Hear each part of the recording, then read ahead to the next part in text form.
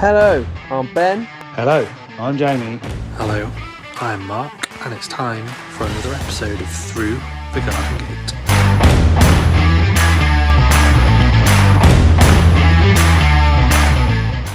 It's Tuesday night, which means only one thing. Through the Garden Gate. Hello, Jamie. I would say early, actually. Oh, am I early?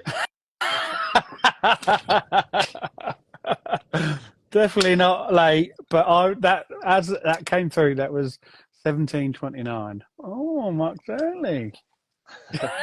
I sat waiting at night.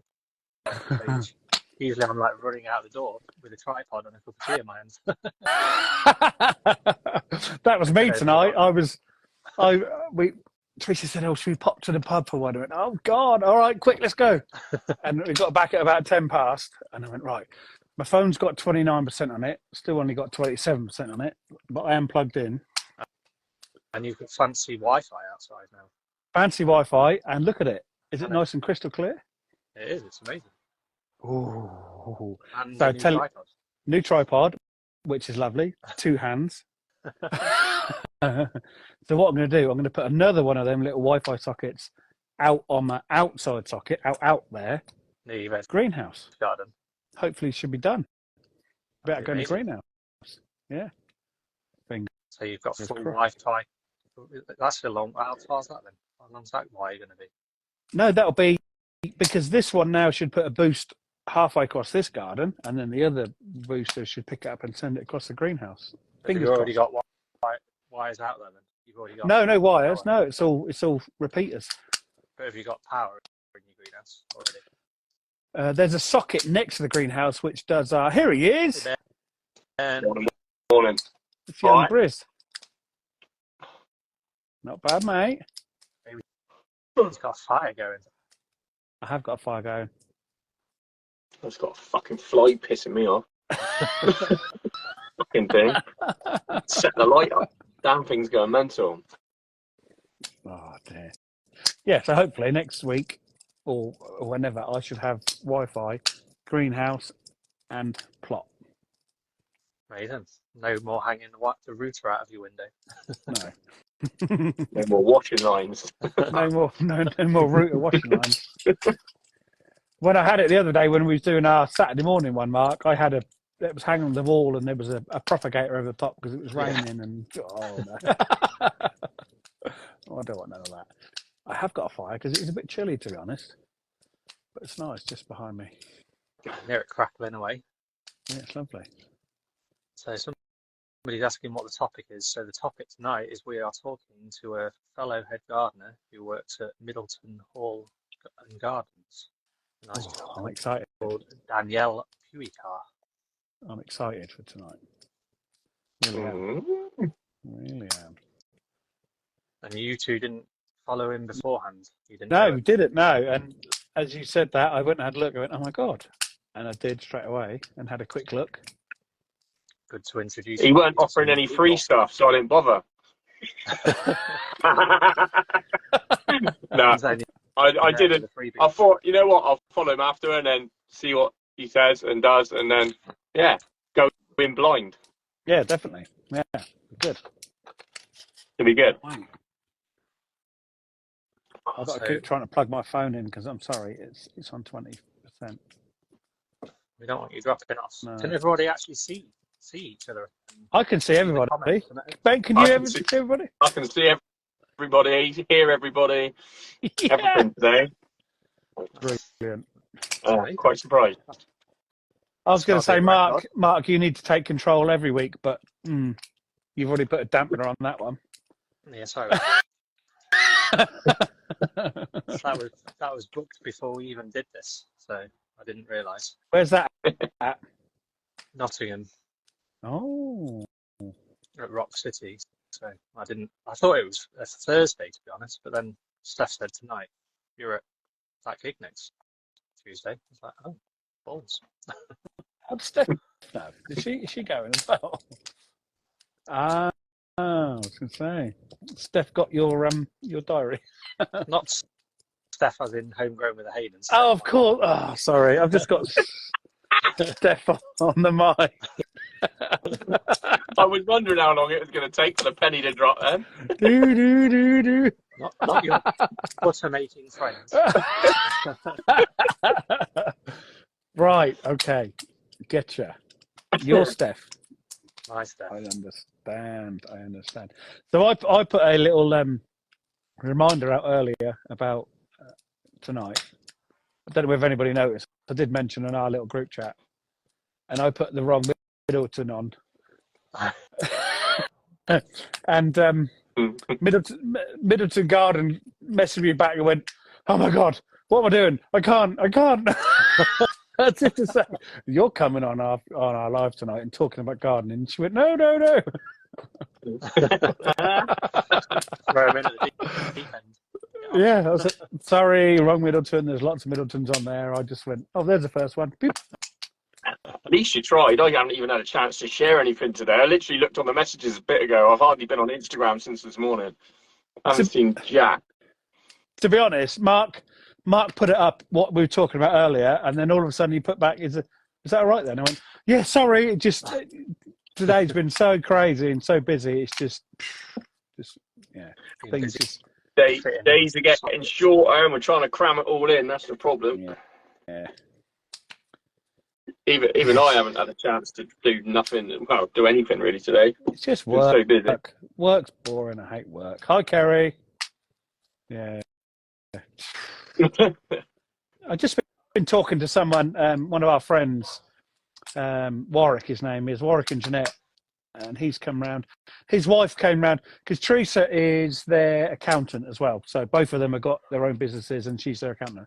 So Jeanette came round the other day to hand her paperwork in, and then obviously had a bit of puppy time and said, "Oh, I need a puppy. I need to have a puppy." And so she was straight on the phone, texting and ringing Warwick. And Warwick said, no. And when I got home, Warwick was here saying, "Oh, okay, yeah, we'll have one." So that's Pink's gone now. So there's only two left. Catherine and Rachel. There's only two left. Yeah. Has Orange gone? Orange is gone. At the moment, they're all gone to our friends, which is nice. So we'll keep in contact. We haven't actually advertised them or put them on Facebook or anything like that. So it's all been word of mouth. Sort of way, then, isn't it? Nobody's have Yellow yet, Catherine. You've got probably a week. If you don't have him within a week, he's going to have to be advertised, unfortunately. Yes, Kim. Two left. As you can see, my comments are working as well. Yes. Mark, you need to start these lives. Yeah, but when he does the lives, we can't accept the collaboration thing in the end. He wants to keep it for himself. I reckon it's because he put such a long bloody title on there, you can't view the request bit. I'll just put it on without any writing. Yeah. Here we are, that's it. Whoever the guest is, that's it. Gone. Yeah. I don't know why it does it. It's bizarre. Well, if I but anyway, do that, then I can add the writing afterwards. Once you've accepted collaborators. Yeah, then add some to it. Not a bad plan. So Kim wants a puppy. She said she would love a puppy. Catherine wants be an auction by the end of the night. Catherine wants a puppy. Rachel wants a puppy. Kerry wants a puppy. Claire Louise definitely needs a puppy. I've got two. I tell you what, you need to puppy share. That'd be good. A month at everybody's house, then swap them around. Wow, that'd be. Pimping out puppies, man. And then when they're not puppies anymore, they'll send them back. I don't mind. Yeah. That's when they're right. That's when they don't crap everywhere and pee everywhere. So tell us about our guest, Mark. Who's on tonight? Danielle. Is the way it's pronounced, apparently. Yeah. I asked him because I was like, how the hell do you pronounce your name? Because it was an odd last name, so I messaged him earlier to ask. Yeah. So he's a fellow head gardener. It's a beautiful old hall. Somebody that I've He's in a And similar situation to me. where's the garden? It's Tamworth. Lovely pigs. Yeah, that's where the pigs are from, isn't it? Mm. And probably something to do with the hull, because the hull's over 1,000 years old, apparently. Okay. But should we get him in? He probably knows more about the hull than him. And I imagine so. Yeah, get him in. So, Get him in. Definitely knows more than me. see if we can get him in without problems. I saw him just pop up in the comments. Here he is. There he is. Hello. Daniel, Hello. how are you? Can you guys hear me? We can. Yes. Brilliant. So, in terms of first name, Daniel is fine. Daniel's fine. So, when Mark contacted me, he said, "How do you pronounce your name?" I just said in like full in my home in Romanian language how it sounds like my full name. So, probably that's where it was a little bit confusing the first part. Yeah. Because often when people read my name and then they meet me and they're like, "Oh, you're a bloke."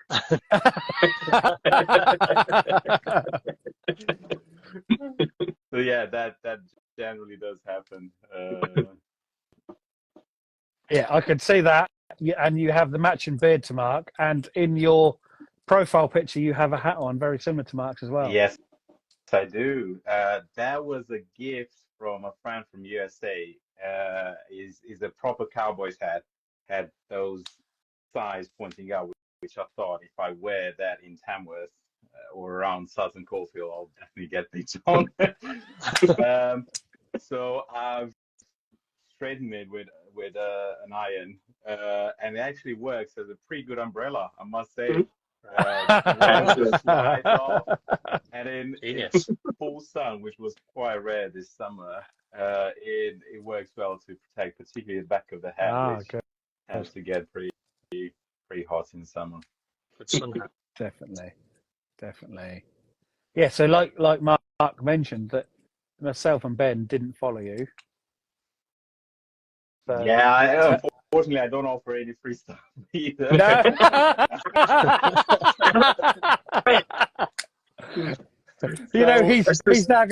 Ben's now gonna sign out and go. I'm off. Yeah. It's a standing joke. These guys say to me, "How much more free stuff do you want?" As much as people are going to give me at the moment. May, I'm with you on that one. If it's free stuff, I'll have it. Exactly. Like, if they're messaging me wanting to give it to me, yeah, I'll take it. It's fine. Yeah. Are using things like FreeCycle and Olio and things like that?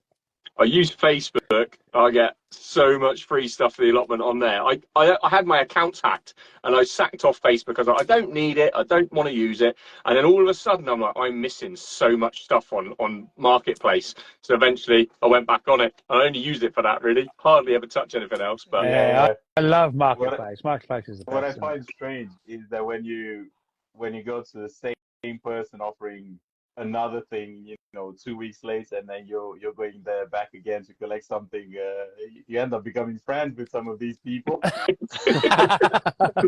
There used to be a lady that I think she was doing accounting or something like that, so all the documents were shredded, and she would have like 12, 15, 20 bin bags of shredded paper, which I'm doing hot composting. That's gold essentially for me. Yeah. And quite often she would just send me a text, "Hey, do you want some more shredded paper?" And I'm like, it was no longer a thing happening on FreeCycle. It was like direct messaging. Got some more free paper. That's cool. That's awesome. Brilliant. Excellent. Fantastic. So you're a head gardener like Mark? Well, head gardener. That's an interesting term because I'm the only paid gardener. So you're a head gardener. The joke that I say is that I work 3 jobs. I'm the head gardener, he's the assistant head gardener, and the trainee on site. So there's never a goal. Yeah, you're always learning. You also direct stuff, and then you end up doing the stuff, and then you're always learning. So I'm doing all 3 jobs at the same time. Every day is a school day, essentially. So I'm not a head gardener in a sense of pay experience. So people who worked 15, 20 years to work into a head gardener position role. I'm actually a person who started or moved into horticulture quite recently. So I'm a career change into horticulture, and I moved into horticulture. I think my first official job was in June 2022. Uh, that's when I first got a job, and I worked as like self-employed work. At the same time, I've worked or applied to every single horticultural job that was under the sun that I could travel to. I mean, I've applied to anything from working in nurseries to working on estates, you name it. So it's essentially pure grace and a lot of hard work that means that I'm currently where I am in this role. Brilliant. That's awesome. Yeah. And what were you doing before you came into horticulture? So in my previous job, I was working mainly in the charity sector. So in my previous job, I worked as assistant manager in a cafe, in a community cafe called Oikos Cafe, which is just an amazing experience. But that, came at the back of, came kind of at the end of a lot of roles in which I had sort of leadership roles or had managerial responsibilities, coordinating teams, coordinating volunteers, and all these things. When I ended up applying for, say, the Middleton Hall job, came in handy because I've worked with teams, I've worked with volunteers, and I've worked within a charity sector, which generally means very small budgets, and everything they have and are growing there or are using there has to be well thought out in how you use the resources that people have donated, or say in the sense of the volunteers that I'm working with. If they dedicate 3 hours a week to come and do labor, I can't be just faffing about. I want to invest in them. I want to coordinate their work. I want to be um, a good steward of that human resource that the volunteers are bringing in at Middleton Hall. I often think, who was that? Somebody up here just said, home at Spring Cottage, is there volunteers at Middleton Hall then? Obviously there is, but I often think, because most gardens welcome volunteers, and I think, I'd love to go and have a look, but I don't want just to be sweeping up the paths or raking a few leaves. You're invested into the garden with your time, so hopefully you get a little bit back out of it. Learn a bit, or is that what you try and put into then? Yeah. So for me, I started at Middleton in March, 15th of March, and it meant that besides me being new to horticulture to a degree, but also new to a site, for me, middle of March is full growing season. Like, you start early Feb, the latest, for a good head start. But it meant that a lot of my attention was used into understanding the site, but also understanding the people that I work with. So one of the first things that I've implemented was I will work with the volunteers whenever the volunteers are on site. So the reason for that is I want to see their strength, I want to see their weaknesses, I want to see what I can improve on, where I can impart some knowledge, where I can learn something from them. Some of these volunteers have been there way before my time. Some of these volunteers, with some breaks, have been for over 10 years coming in Middleton. So they've seen changes. They've seen how maybe previous gardeners have done things that worked. Previous gardeners may have done things that didn't work, and they were able to sort of give that bit of info. So I think if I am just investing in myself and I am sort of not imparting the knowledge by not working with them or not providing opportunities for them to learn things, it's a wasted opportunity, and it will just exhaust me and my resources. And for that reason, as I said, I'm working with the volunteers. I am trying to create educational moments essentially. So if I see something, I'm a quite a curious guy.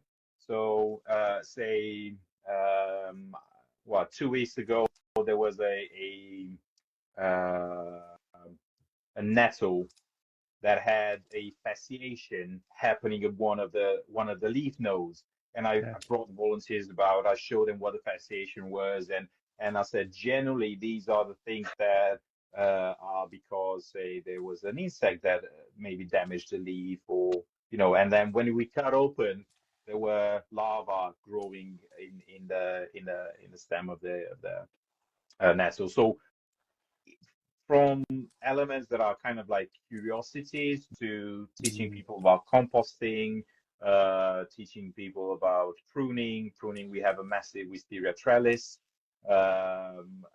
We have loads of roses, and there's a lot of elements that currently, because of how much volume there is for one paid gardener, I've been mostly reactive towards rather than taking initiative in some of the stuff. So going forward, I do plan to introduce more elements of teaching and training of the volunteers, and maybe organize some full kind of days of training sessions, maybe have speakers on for different things. Yeah, just so that they maybe I've got about 20 something garden volunteers of different levels of commitments, but they are better equipped for the work that they do, but also in helping the gardens and the site. Because the site is quite particular in a way, and by particular, I mean when Middleton Hall Trust was formed, it was formed as a reaction to some people finding Middleton Hall and Gardens essentially a derelict site. And they formed the trust and took over. There's loads of kind of like legal words about how they took over and kind of the lease agreements and so on. But essentially, the purpose was to restore the gardens. So the entire site was restored by volunteers. The volunteers are essentially like the heartbeat of the work that is done in Middleton. And we, as paid people, there's just 4 of us as a full-time paid team, and everyone else who's doing anything else at Middleton, they're volunteers, and they're giving genuinely a lot of the time and effort, and they have done so since the trust was formed in 1980s. I've actually have in front of me, because I wasn't sure where you were going to ask questions, or at what point you were going to ask questions, and because I'm still new to the site, there's so many things that I'm not familiar with. But I've got a photo. I'm not sure if you can see. That's kind of like part of the restoration process. Wow, yeah. That's awesome. Yeah. Is that the house that I mean, it was the white building with so that is the jetted building, which is a Tudor jetted building. I think is 15th century, if I'm correct. The earliest building on site was from 1285. Wow.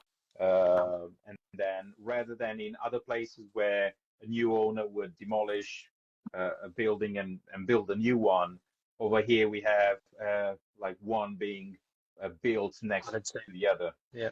So essentially, you have a good history of like the architecture of different seasons or different kind of styles, all in a very, very small space. And the last one that was built on site was a 65 Georgian hall with a ballroom and other rooms on around, and former gardens that were approached by an oak avenue, tree avenue from A4091, the road just off M42. How did it become derelict? How did somebody just say, right, we're not doing anything with that? That's crazy that a place like that would just be left. It's ridiculous. the more I read about the, the the place in its heyday, the more I'm in one sense angered by how it ended up eventually. Um, so last time, the house was in the uh, owned by one of the lord sort of noble families, the Willoughby families, then ended up being Middleton families, uh, was in 1924, and that's when they had to pay debt duties. So Okay. at that time, the same family owned Woolton Hall in Nottingham. So there was a fire at Wilson Hall. The fact that they had to pay their duties, it meant that the family was very pinched financially. So they sold this to Averill family, was a farmer, industrialist farmer and landlord. And later, I think it was 1954, when this was sold to a roadworks company because the site is essentially on gravel, and the site was used for gravel extraction. And the building and the site wasn't very looked after because, like the workers that worked at the roadwork company even have testimonies where they say that the windows were intentionally left open, doors were intentionally left open. It was a tool storage at one point for the company. Wow. As soon as you have doors and windows open, people start coming in, people start taking stuff away. There's some accounts of people driving motorcycles through a grey hall and the staircase. So when he was found by some ramblers from Tamworth, they were just impressed by how was this left to go derelict, essentially. And even in the restoration process, they had to become essentially history detectives.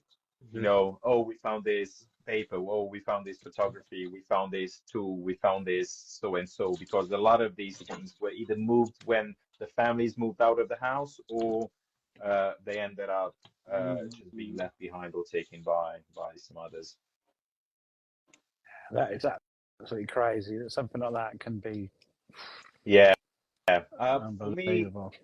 For me, the bit that is quite hard to grasp is the value, particularly to science, that the site has, that is quite unknown.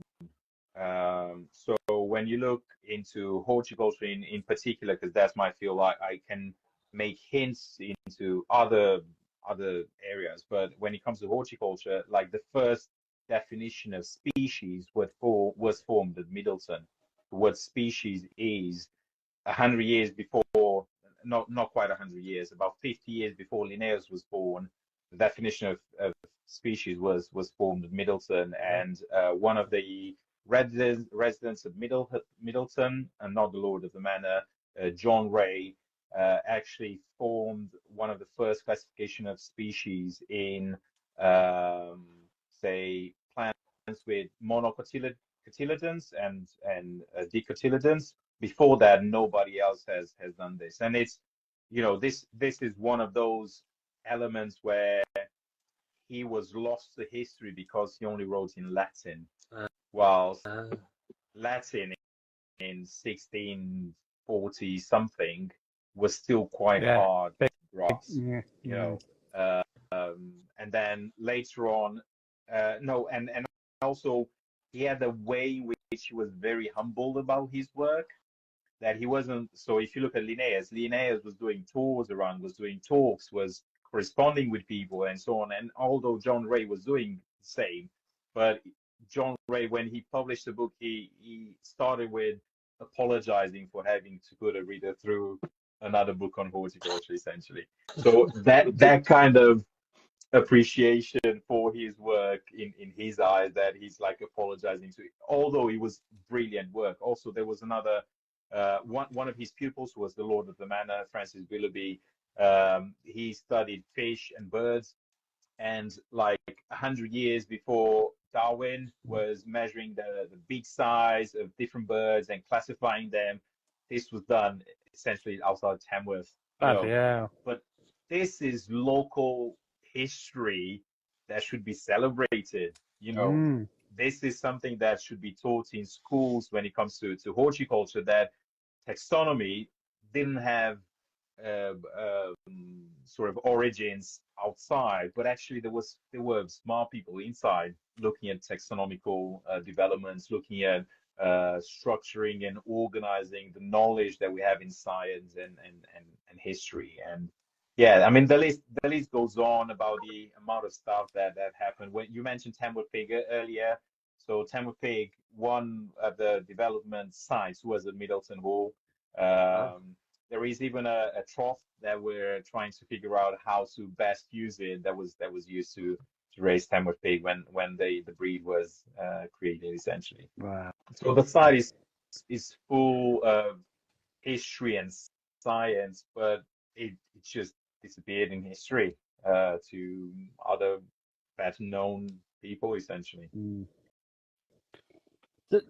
So several of the words you've just used over the last 5 minutes, it's just gone. I'm quite a new gardener, as quite lots of other people are, but I'm a bit blown away of how much knowledge you've got of your workplace. That is just quite blown my mind, to be honest. That you've taken so much interest in your workplace, and you know all the history, and that's phenomenal. And he's only been doing gardening probably as long as you two as well. Yeah. So it's Yeah. it's a phenomenal amount of. I don't even know that much about where I live. But I suppose the thing is, when you're there and you're doing it all day, every day, and that's the difference. Where I have to concentrate on my work all day, every day, and then at weekends and evenings in the summer, then I flip over and I can do my gardening bit. Yeah, that is a fair assessment. So, Mark knows this because he's been following me for a bit on Instagram. I post in my stories every day. I call it today's office. And what I mean by today's office is I post a list of photos of either the places where I've worked or the things that I've done on a particular day. And it starts with the first photo labeled as today's office and whatever following after. This is because I genuinely believe that horticultural offices are the best. I've worked indoors. I've had office jobs. I had a varieties of jobs, but this it wasn't just Middleton. I was when it comes to horticulture even before that in my previous horticultural job. But like I get excited to go to work in the morning. Like I'm like, yeah, let's do it. I'm tired. Oh, I am. I'd love it. I would absolutely love it. Change jobs. I'd love it. We'll just go back to when I was talking about Warwick, who came to see the puppies earlier, whether you were watching or not. Yeah. But he used to be he used to work for Jordan Formula One team for years and years and years. He used to travel the world. He used to do everything. I don't know exactly what he did, but when that all finished, he came out. He's about 52, I think. He came out, had a couple of years just milling about, don't know what to do. Then he said, right, I'm going to start gardening. Didn't really know nothing, probably less than I do now. And now he's got a quite decent business all around the Norfolk coast, earning half decent money. He's got one lad working for him. And I think, but he's taken the plunge. Yeah. For me, what I've done now for 23 years, to stop it from there and just, oh God, it just gives me shivers now, because all this, the house, the cars, the kids, everything is on, isn't it? It's there. That's that. Yeah. I think there was an element for me. I've got nothing to lose. So before moving officially into horticulture, I've had something that culminated around COVID pandemic. I have an autoimmune illness. It's called ulcerative colitis. And this basically means that my immune system is fighting against, in my case, with ulcerative colitis, the last part of my digestive system. So the phrase "trust your gut," that was you couldn't do that. Like that was unacceptable. Like it would be a terrible decision if you did that. But what happened during COVID is after I had my first round with COVID, although they can't prove it, but that seems to be essentially a coincidence. After I had my first round of COVID, I was no longer responding to the treatment that I had. So my Right. immune system seemed to have become stronger, essentially, and it was fighting my colon a lot harder to the point that like it was becoming dangerous and there was other risks involved, either rupture or cancer or other, But anyway, the quality of life was pretty bad. Right. Not the worst that it could be, but it was difficult. I quite towards the end, I started to lose a lot of weight, so I lost about 36 kilos within about 4 months or so. Wow. After that, and it kind of stabilized in 6 months. Um, but that meant that I've had the surgery, and the surgery is the removal of the colon. So technically, I'm permanently gutted uh, because of this. And the term "bags for life" has a totally different meaning for. um, I but love that you can joke about yeah. things like that. That's Oh, fantastic. if you don't laugh about this, you're in big trouble. Oh yeah, I Um, bet.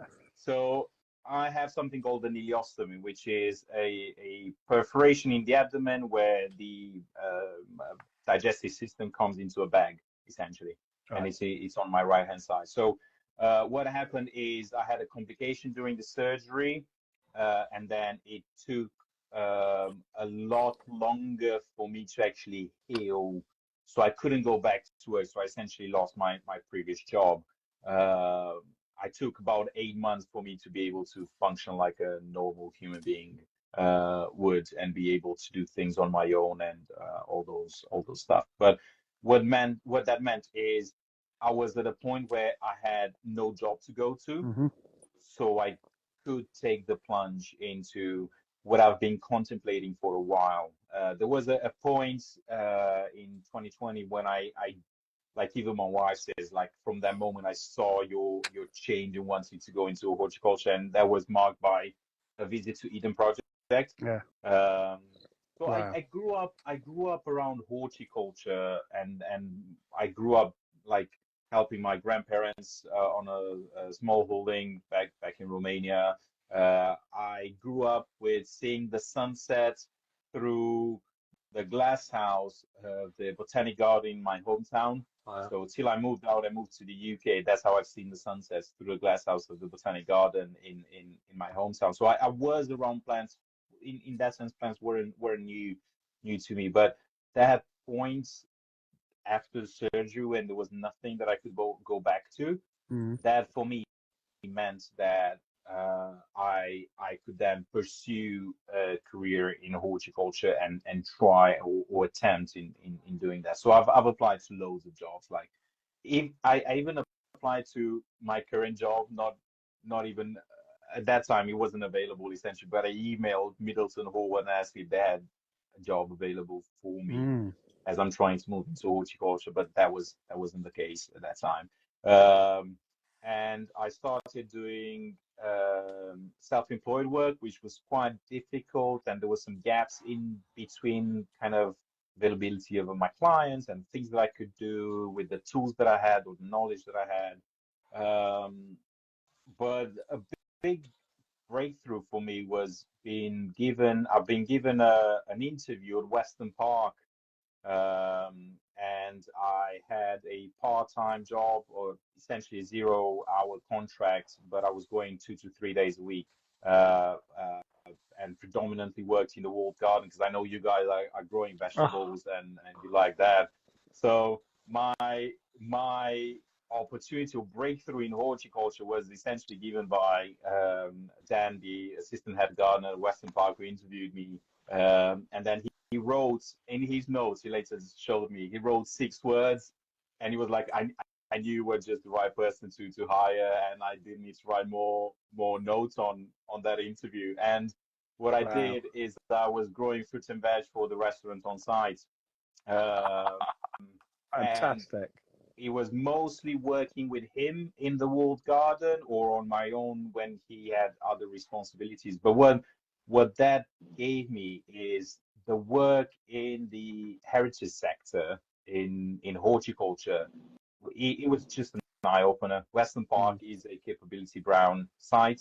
It Brilliant. has an amazing potential still for development in the area that it isn't.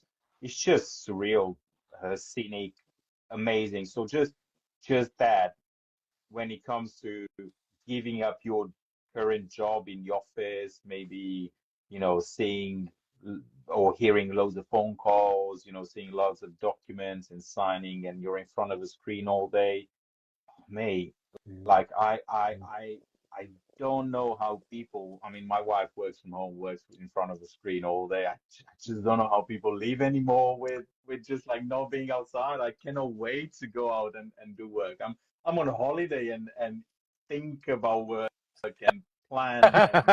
Oh, mate, like yeah, changing jobs was genuinely the best thing I've done career-wise at this stage. Yeah, Brilliant. That sounds fantastic. That's a dream, isn't it? An yeah, actual dream. I know you've had the rubbish bit, with the health thing as well, but to come out of it, it sounds like an absolute dream come true.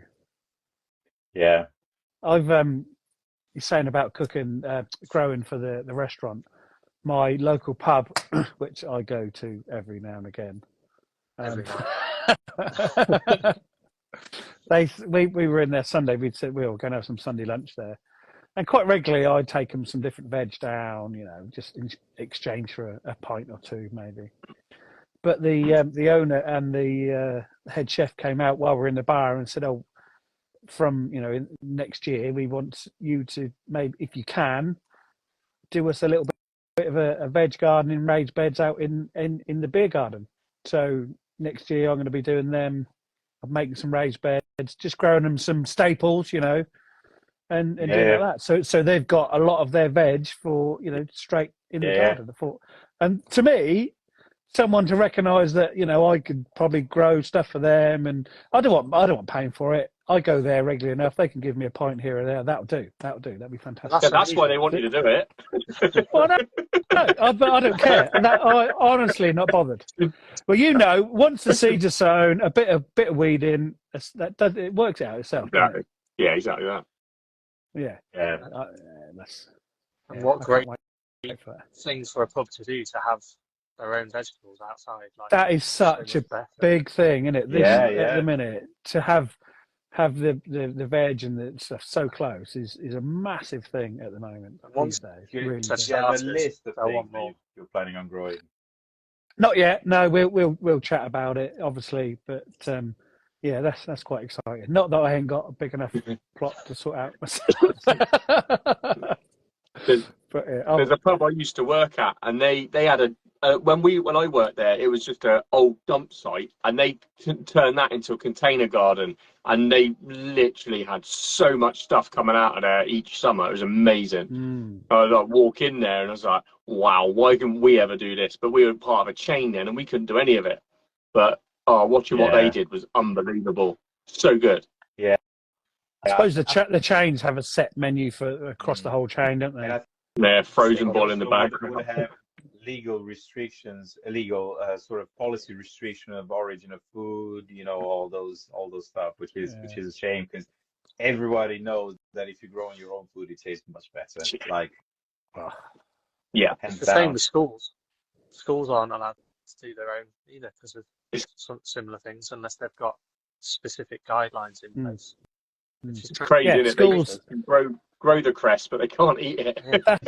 That's exactly what I was going to say. They can. Lots of schools I know they have their allotment clubs in lunchtime or after school, Yep. but they can't go in the canteen. No. The No. kids have to take the carrots home to eat at home. They can't go to the canteen. No. It's crazy. Yeah, it's My it's, sister it's, was working. it's the moment of policy fails rationale, isn't it?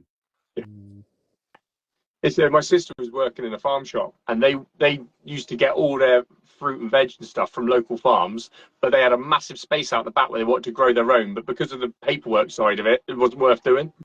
No, that's ridiculous. Crazy, isn't it? And they had all the space out the back. They could have grown loads of their own. And they had 2 gardeners coming in on a Wednesday to sell stuff. It's like, totally bizarre. Yeah. That is mental. But, That is absolutely Red mental. tape. yeah. I think that's a miss on not just growing fruit and veg in a sense for produce and profit, but the experience of it. So say going back to schools, like the joy of picking it and eating it straight away. Yeah.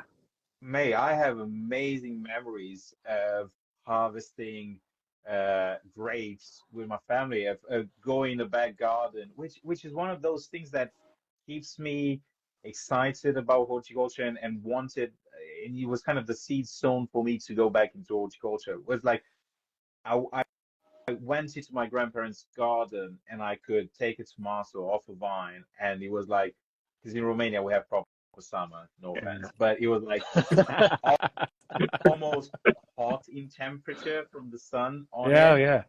The A warm smell of tomato is peppers when you walk past peppers, Yeah. it's a sense memory that is only Alzheimer or a head injury would remove it essentially. But it was such a strong connection to the dopamine, the joy of like eating something from your own garden or something that you helped grow or something that. So my grandfather taught me how to prune grapevines when I was 8, and this was a job that him and I did every year in at home. And they had a massive one, so it wasn't a 5-minute job. It was like taking a long time. But the joy of I've done this, now we can enjoy that as a kid. Oh, yeah, I never did shy away from vegetables because I was part of growing them. I was involved in, even if it wasn't sowing the seed, it was moving soil, putting fertilizer or clearing or whatever the garden. Being involved with it genuinely gets people into horticulture and excited, more excited about them than about screens and toys and other stuff. You really can't beat a greenhouse warm cherry tomato. No. The best taste in the world. And the smell of when you're in the tomatoes when you're trimming them. Oh, just At Middleton we had tomatoes in the greenhouse, and they were used in the tea room. But when I cleared the tomatoes, behind the tomatoes was a fig growing against the wall. So when I cleared the tomatoes, I pruned the figs, and now it smells of fig leaf in the greenhouse. It's no longer tomato scent, it's fig leaf. And every time I open the door, I'm like, oh, this is great. I love this.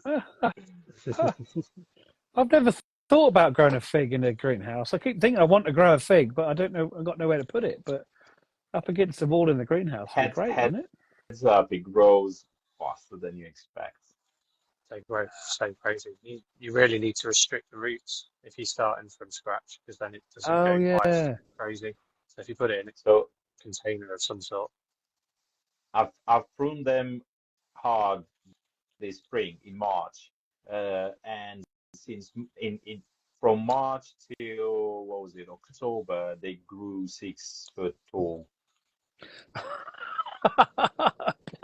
And they were pushing against the glass of the greenhouse, and I've cut them down, and they haven't grown much since, because obviously wrong time of the year to push a lot of growth. But yeah, genuinely heads up when how you look after that.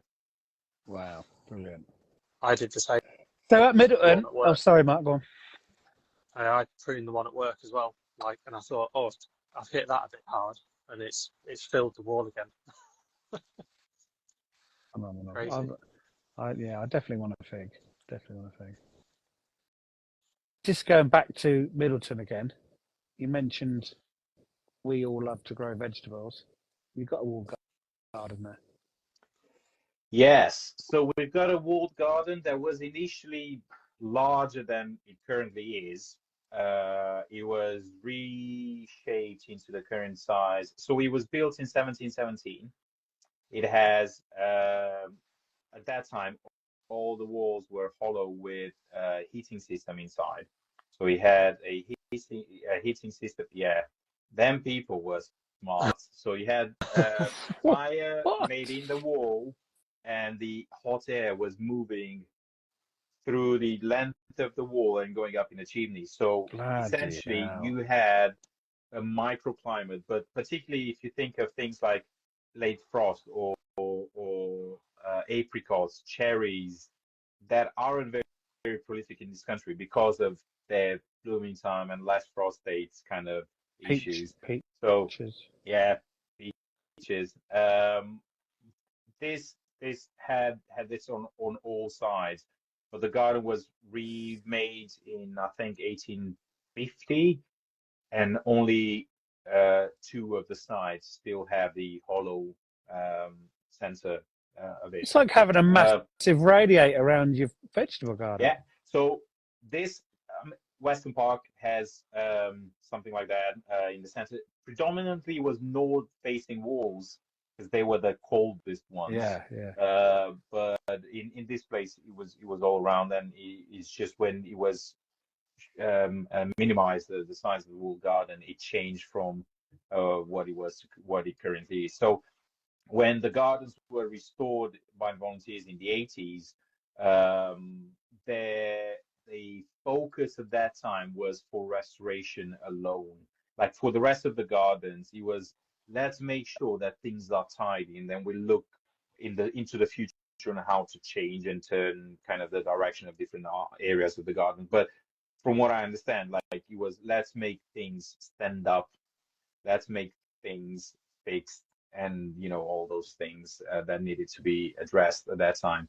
Uh, so the walled garden was designed the current layout in a Georgian style. Now, I was pretty hyped when I find out who was involved in the design of the current layout. Is a person that has really inspired my joy for working in historic environments, in conservation and work in heritage sites. And that is Susan Campbell.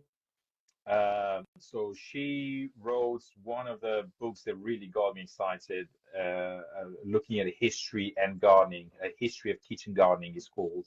And in a lot of the things that she's doing there, she's almost like marking down different strategies or different styles of gardening or different methods or different tools that people have used in the past. And she's making kind of a summary of all these places. And she was involved in the current layout of the garden.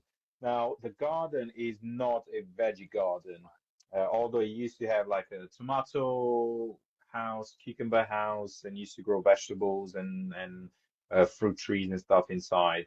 But it is fully ornamental garden. It has some things that are growing that are edible, from the ornamentals that are edible when you can forage those.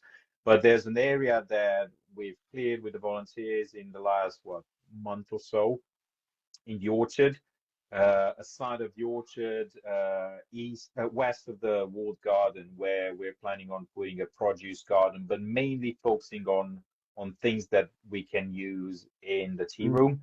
So we are looking at a lot of berries, strawberries, raspberries, berries, any kind of berry that you can think of, as well as things that we will be using for cooking demonstrations of historical recipes. Oh, Uh, brilliant. so I've got Nice. some herbs, I've got some vegetables that will be grown there for that particular reason. But at this very moment, we've had rhubarb. At this very moment, this year, we've had rhubarb that was used in the tea room. We've had tomatoes and cucumbers. Last harvest of tomatoes, mostly cherry tomatoes, were like 55 cherry tomatoes, and 2 cucumbers was the last harvest that I've had. But the tea room was supplied all summer with tomatoes from the greenhouse. We have an orchard, damsons, pear, plums, gauges, apples of various varieties, and then that will increase in predominantly um, uh, fruits or small or soft berry fruits and things like that that could be used for desserts, for jams. We've made our own apple juice this year, pasteurized apple juice, so no additives. It's very tasty. Same with jams this year. We've made the first batch of jam that was available to the public. Um and from next year, that will definitely increase in how the site will be used for resources into the tea room, but also for engagement. So one of the things that I want people to be able to do particularly in the area where we call the herb garden. So the herb garden has four beds and a central bed, and the central bed is a knot garden with box in a knot fashion, and then the herb on the herb beds on the side, they had a variety of herbs already in them, and I'm planning on increasing the amount of herbs, but this to create a way in which visitors could interact with the herbs. So say, rubbing between your fingers just to smell, or having prompts of, put your face in this, essentially kind of hints to people to try to smell, to possibly taste if it's safe to do so, and have some guidance on things like that. But creating that element of like, ooh, that's nice. I did not expect that, kind of experience, particularly with herbs that they're not familiar with, or flowers that they're not familiar with. I'm the kind of person that tastes anything. Like, Oh yeah, if definitely. you say these leaves are edible, I'll taste them. Do it. I Yeah. might not like them. I might like them. I have very weird taste of a sense of taste, but I'm munching a good amount of time whilst I'm working in a garden on nasturtium flowers, seeds, um, calendula, petals, a lot of weird stuff. I just taste. I always say I'll try something once. Yes, yeah, that's good. That's good practice, I think. Yeah, why not? Have you heard of the company Urban Herbs? Because they're in your area and they do amazing varieties of herbs. No, I haven't. You should look them up. And the guy Andy that runs it is a massive history buff as well, so he'd probably be very interested in your site. Urban Herbs Birmingham. Yeah, he's a great guy. He is brilliant. Brilliant. And he grows That all all sounds. Go on, mate. he grows all the herbs in his back garden in polytunnels, so it's very local business. That's very cool. Yeah, I'll definitely check him out. That all sounds pretty cool, Ben, doesn't it? For all the cooking and stuff, that sounds fantastic. Yeah, so I worked for another pub chain, and we had to garnish every dish with herbs, and all the gardens, there was a couple of flower beds, but predominantly it was all herb gardens all around the bench seating outside. So wherever you were sat, even if you were walking through and it had been raining, you get all the smell of the wet herbs and all. And when they're hot and when they're wet, you get two totally different smells from a lot of them as well. Yeah. So you'd get people going, "What is that?" And you'd be like, "Well, it's rosemary, but it just smells different because it's raining." It just don't. But people don't think that the difference between the smells and in the seasons as well. Yeah. So there was loads, and we grew so many, and we had to go out there every day and literally cut these herbs. It was like pruning every single morning, and eventually it got to the point in the afternoon, it was like, send the dishwasher out and go and get it. I'm done now. But we used to smoke back then, so sometimes it was a nice excuse to go for a fag. Smoke the herbs. Yeah. My mom would be fag, and I'd go and hide and look back. At Western Park, the way the garden is laid out, between the walled garden, or the first place where the chefs kind of go from behind the main kitchen into the walled garden, they walk past the herb bed that's readily available for them there. But yeah, I mean, even at Western, we were growing like microgreens and a lot of other herbs for garnishing. He shoots. And the thing is, when you're just garnishing it as well, it's such a waste of your money to actually go and buy it in when you can grow them, and a lot of them you can grow so quick. Yeah. And it was ridiculous. We had a head chef, and he decided he couldn't be bothered to go and cut it, and he started buying it in. And he got sacked for it. There's no Because point, it had to use. is there? But the whole point of the herb gardens was to use it, and it was one of those things that was to drive people to come to you. Was like, we're using all our own herbs and all this, and he was buying it in packets by the box load. It's like, no, mate. The whole concept of this place was the fresh herbs. That goes back to the same thing as my local pub, growing as much veg as possible actually on site. But people love it. It is the thing. I'm going back 20 years as well when I worked for that place. That's how far back they were really up. They were well into what they were doing. They were really clever. But they were only a small company, and eventually they just went bust. But it's crazy. Some of these ideas that these companies have are smaller companies, but they've got some genius little ideas, and it's just making them work. But I think when you're pinched by the situation, say in this case you're a small company, you try to stand out. That forces you to be creative, doesn't it? Yeah, definitely, 100%. And we had a 17-item salad bar. We had a whole walk-in fridge just for salad. It was mental. Wow. And everything had a herb. Everything had a herb garnish or a herb dressing. Like it was a proper it was almost like a harvester type thing, but posher. If you know, back then they were trying to go a bit posher than harvester. But you had all the different oils and the dressings. We just had bottles and bottles and bottles of olive oil with all these different herbs shoved in. And it was like the grill chef was just like that all day with bottles. It was ridiculous. Bottles and tongs. It was mint. But isn't there like a level of knowledge that is incredible? Because you had to know what pairs with what, taste it has, what works, what doesn't work with fish, what works, what doesn't work with 40 months age steak or whatever. It was good because we used to run little competitions as well. It was just so you get people saying what dressing would you like to see on the salad bar next, and they come up with the most unbelievable crap. And of course we're then, I wonder if it'll work. And making it up out the bag. Occasionally you must have got a decent one. You think, oh wow, look at that, let's keep that. Yeah, I used to just love using raspberry vinegar and everything. Sweeten it all up a bit. Has nobody asked for Wolfsbane olive oil? For the in-laws. That'd be a way to get rid of something. For what? Sorry, say that again. For the in-laws. In-laws.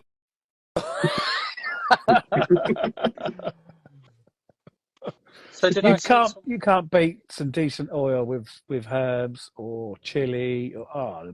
Brilliant. Yeah, my wife's got a load in our pantry today.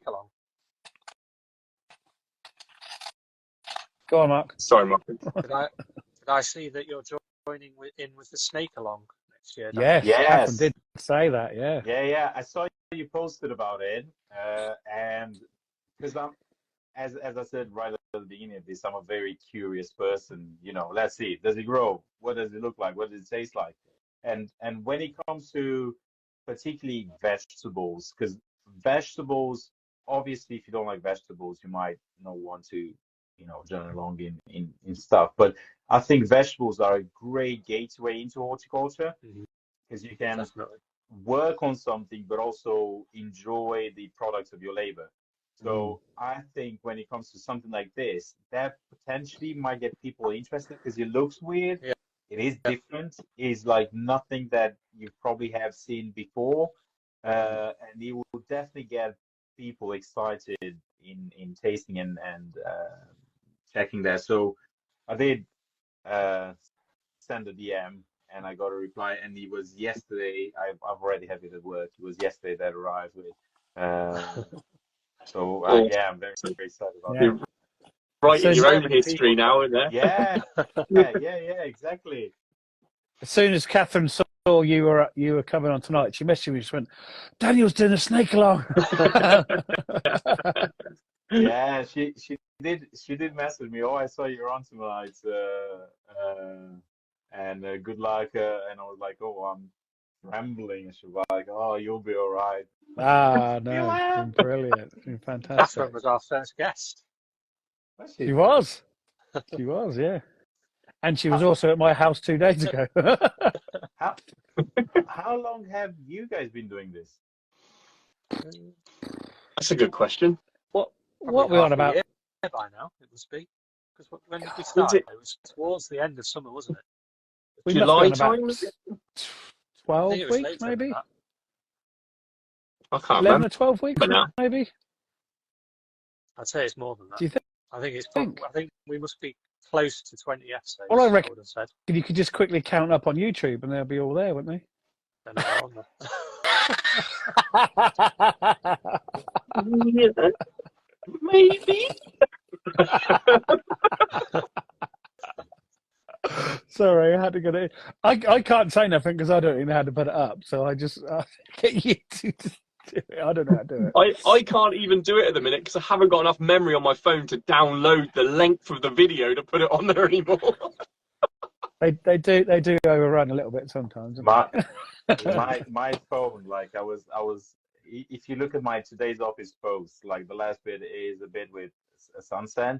My phone stopped working in the middle of that because my phone is full of photos with garden and Ah, plants that's and you ridiculous, name isn't it. it? And I Clear it had off. to, just for um, Instagram to work, I had to delete about 4 apps before this live stream started, just so I sit I sit there some evenings and I'm like, right, I've got to get rid of an hour or so of videos here. I can't do it. And I sit there and I go through it and I'm like, oh, but there's a really cute one of my kids. I've got to keep that You one. got Oh yeah, but that was a really good reel. I could reuse that one day. I don't know which one. And I end up, how am I putting Instagram reels over my kids' photos that I can never get you back? can't get rid of the kids and keep the spuds. I don't. I don't. I'm like, I can make that reel again. Stop being an idiot. But So I spent just ages one between night us, doing it. just between us, you did a photo with the kids, didn't you? No, I didn't. No way. Only the blurry ones that were rubbish anyway. That's the thing, yeah. You can go through and get rid of loads of blurry ones. Yeah, and then I forget that I got to then go in the recycle bin and empty that. Otherwise, it doesn't actually get rid of them anyway. It No, took me because ages the it's first time. still I'm there. like, I've done it for hours. I've gone through I've got rid of hours and hours of video footage. Why is it now not going to do a video? And it's like, no, you can't do it. And I'm like, why not? And eventually I was like, recycle bin. Yeah. But It's 5 still there. hours later, you can film for 1 minute now. it's ridiculous. And I got loads of memory on my phone on purpose, and I've filled it up so quick. Oh. I think when I go onto my pictures, it says something like 11,000 or something stupid. I Never going to can't do even. that again. Oh. I've got 1,000 of my foot. Someone wrote a comment. Why has my patch of earth got 1,000 of their foot? I can't even see the bloody comments again. Why can't I see the comments again on this stupid Instagram? It's ridiculous. Why is it only me who can't ever see comments? I thought you could have it. It only No, starts happening when everyone starts saying stuff about you. last one I can see is Kim saying it should be plenty of large free plastic pots. That was Oh, brilliant. ages ago. I Yeah. know, that was right at the beginning. I can't see a single bloody comment. I don't know why. There we go, we've got a tech issue. Yeah, that's it. Done. We need one a week, don't we?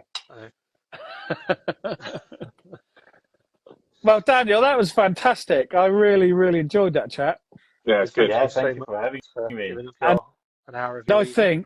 I think next year we need to get a group and go up and see you. Yeah, definitely. So Yeah, we're have a look. open. I think we open at Easter because we currently are closed to the public. It just gives me some time to do some digging and rearrange stuff and replant borders and move stuff. I pretty much have a plan for every bed in the gardens, which is terrible because it's just like a lot of work, and I'm Yeah. setting myself up for a lot of work. Um, but we're open around Easter, and then we close in October. the gardens were planted for summer opening time. So essentially, the majority of plants are late spring, summer, autumn interest, not a lot of winter interest, which I'm hoping to work more and get some more of those plants in there. So we would be able to open in the future during winter as well. But yeah, definitely. If you're around Middleton Hall and Gardens, let me know. Give me a shout. Yeah, we'll one get of a coach party my up. colleagues who wrote there. Apparently, I'm an excellent tour guide too. Fantastic. Show you around. I don't know. I shall find out if I am. But yeah, anyone watching or yourselves, friends, family, if you wanna come up for a visit, I'm more than happy to show you around and talk about the plans for the gardens, talk about the challenges there. I'm currently trying to get an apprentice starting next year to work with me. I've done a fundraiser in September. I've only done half of it, and I ended up injuring myself during it. So the plan was to walk around some of the estates that were part of Middleton Hall. So it was a 50K walk, but he ended up being on one of these torrential rain storms that we had, and I've only done half of it, and I've injured my ankle in doing so. But some £1,300 was raised so far, and that will continue. That will contribute to the continuation of the restoration of the gardens. But also, I'm really hoping to get more funds and possibly some grants to get an apprentice to work with me. I think the gardens would look the best with maybe 3 full-time gardeners and maybe a couple of apprentice or training people as well, because it has so much potential. Like if you see the site, you'll be able to better gauge how much potential the site has. And I'm very excited to share and talk to people about it if people come visiting. Definitely, I think we'll definitely have a visit there. Well, I will, but I'm sure we'll be able to get a big gang of us to meet up there. Well, it's sort of in the middle, isn't it? Because it's Birmingham way, so quite a few people could actually come and all meet in the middle ground.